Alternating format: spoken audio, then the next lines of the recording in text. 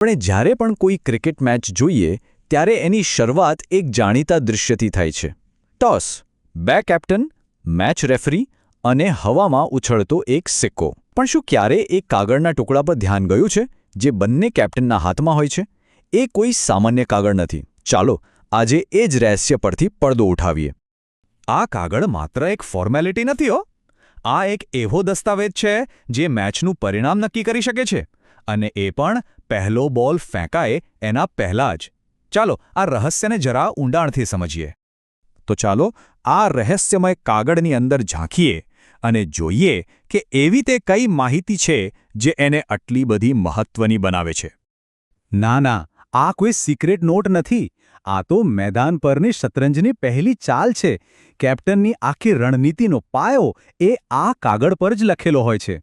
આ રહસ્યમય કાગળનું એક ઓફિશિયલ નામ છે, ટીમ શીટ.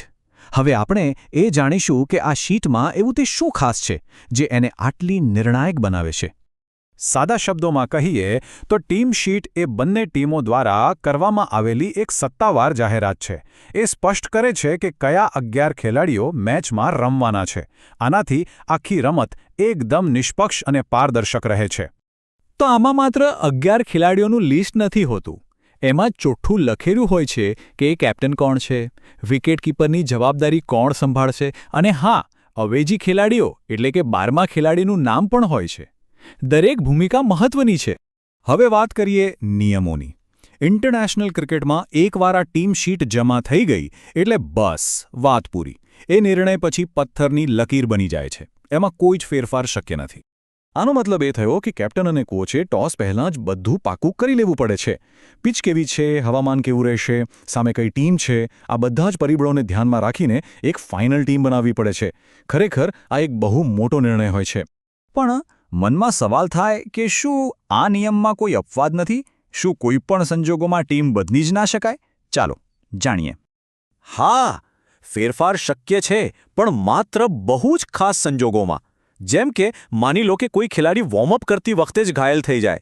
પણ આ ફેરફાર માટે પણ મેચ અધિકારીઓની પરવાનગી લેવી પડે છે, જે બતાવે છે કે આ નિયમ કેટલો ગંભીર છે. પણ જેમ જેમ સમય બદલાયો, ક્રિકેટ પણ બદલાયું. અને ખાસ કરીને IPL જેવી T20 લીગે આ જૂના નિયમમાં એક જબરદસ્ત રોમાંચક વળાંક ઉમેર્યો છે. તો ફરક શું છે? જુઓ, ઇન્ટરનેશનલ ક્રિકેટમાં ટીમ ફિક્સ થઈ જાય છે, પણ IPLમાં ઇમ્પેક્ટ પ્લેયર નિયમના કારણે રમત વધુ લવચિક બને છે. આનાથી કેપ્ટન મેચની પરિસ્થિતિ મુજબ વચ્ચે પણ પોતાની રણનીતિ બદલી શકે છે અને એક ખેલાડીને બદલી શકે છે. તો હવે સમજાયું ને કે આ કાગળ માત્ર એક લિસ્ટ નથી, આ એક વ્યૂહાત્મક દસ્તાવેજ છે. મેદાન પરની લડાઈ પહેલાંની આ એક માનસિક લડાઈની શરૂઆત છે. આ એક વાક્ય બધું જ કહી દે છે. ટીમની પસંદગી જ બતાવી દે છે કે ટીમની રણનીતિ આક્રમક હશે કે પછી રક્ષણાત્મક. આ તેમની રમતનો પાયો છે. તો હવે પછી જ્યારે પણ ટોસ વખતે કેપ્ટનના હાથમાં એ કાગળ જુઓ ત્યારે યાદ રાખજો કે તે માત્ર ખેલાડીઓના નામની યાદી નથી. એ તો આખી રણનીતિનો નકશો છે. એક એવો નિર્ણય જે આખી મેચની દિશા નક્કી કરી શકે છે. ઇમ્પેક્ટ પ્લેયર જેવા નિયમે રમતને વધુ રોમાંચક બનાવી છે.